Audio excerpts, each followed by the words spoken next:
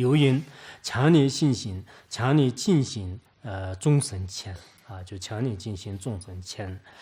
教育佛陀被根训，三界轮回清为尽，念思大悲不穷尽。那么有强烈信心的众生面前的话呢，那么莲花生大师的这个加持啊、悲心呢，跟这个其他佛陀都是这个迅速。啊，就是这个其他迅速的佛像，就是所以在我们这个藏地的涅槃经里面呢，也有了，就是说是这个佛陀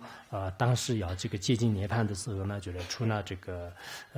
迦叶尊者和难陀尊者以外，就是其他的像这个纯陀啊、阿难尊者啊，还有那个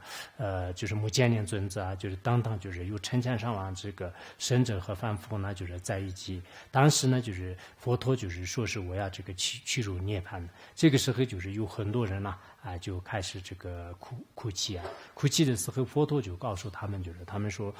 呢，就是我将来呢，就是在这个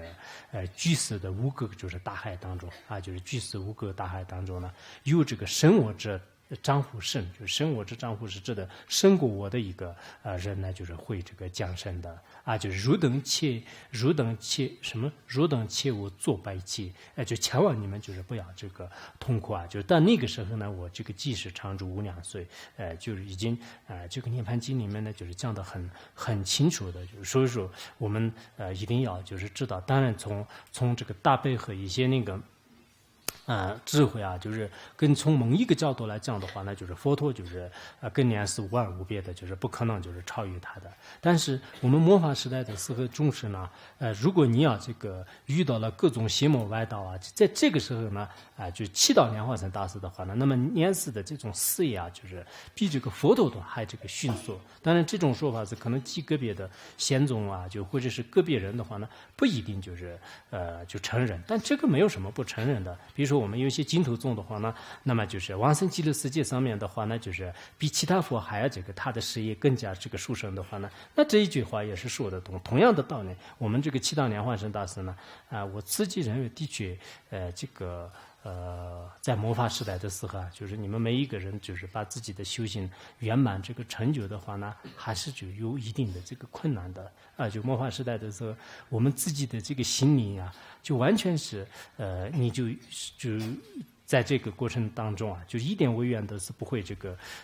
照述的话，那就是这是不现实的。但是依靠就是像莲花生大师那样的这个蒙理的这种价值啊，融入我们的心的话呢，那我们这个修行呢，应该会很这个顺利的。所以随时随地呢，就是每一个人来讲是祈祷莲花生大师是如今呢，就是特别就是重要的这个事情呢，就是特别重要的事情。因此在关于这方面的话呢，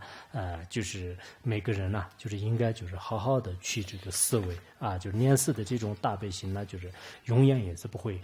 穷尽的啊。就谁就有信心呢，就是莲师坐在他面前，就予以对他进行加持啊、灌顶啊，还有这个属于洗涤。